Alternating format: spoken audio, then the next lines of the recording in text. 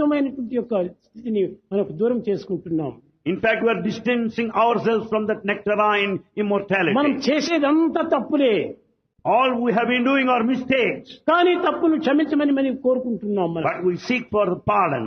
ఈ తప్పును క్షమించమనే కోరకూడదు, You should never seek pardon. తప్పులకు తగినటువంటి శిక్షను అనుభవించాలని కోరాలి. In fact, we should undergo the punishment for the mistakes done. అప్పుడే ఈ దోషం మనకు నివారణ అవుతుంది. Then you will be free from all the mistakes. ఎవడైనా తప్పు పని చేస్తే వాడిని జైల్లో కూడా పెడతారు. If anyone commits a mistake, he will be ఈ imprisoned. తప్పు యొక్క ఫలితమును అనుభవించే నిమిత్తమై ఈ జైలు శిక్షని అనుభవిస్తున్నాడు. The imprisonment is because of the crime committed. ఆ శిక్షణ పూర్తి కాగానే తను విడిచిపెడుతున్నారు. After the punishment is over, he will be released. అదే విధంగానే మన దోషములను పరిహారం గావించుకున్నప్పుడు మనమే విడుదలైపోతాం. When once you atone your sins, you will be relieved. కనుక మనం విడుదల కావాలనుకుంటే If you want release, ఈ దోషములను అనుభవించాలి.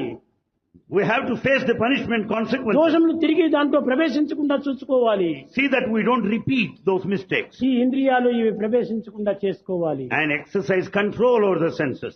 మనం ఎన్నో రకములైనటువంటి పాపములు చేస్తున్నాము. We commit many types of sins. ఇవన్నీ పాపములుగా మనం భావించడం లేదు. We are not considering, ఇది ఏదో నా సహజమైనటువంటి తత్వములుగా భావిస్తున్నాము. we think they are quite natural to us. కాదు కాదు, It's not so.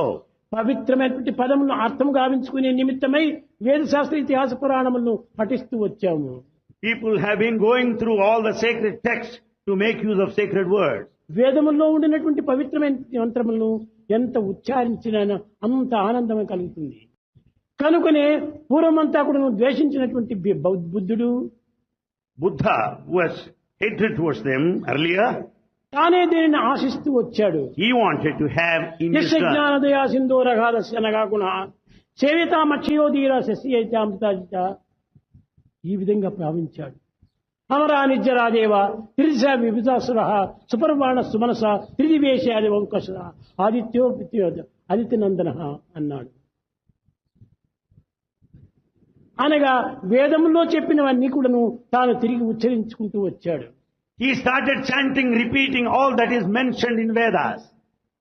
ఈ వేదాన్ని ఖండిస్తూ ఉన్నారు బుద్ధులన్నీ కూడాను. అప్పుడు శంకరాచార్యులు బయలుదేరారు.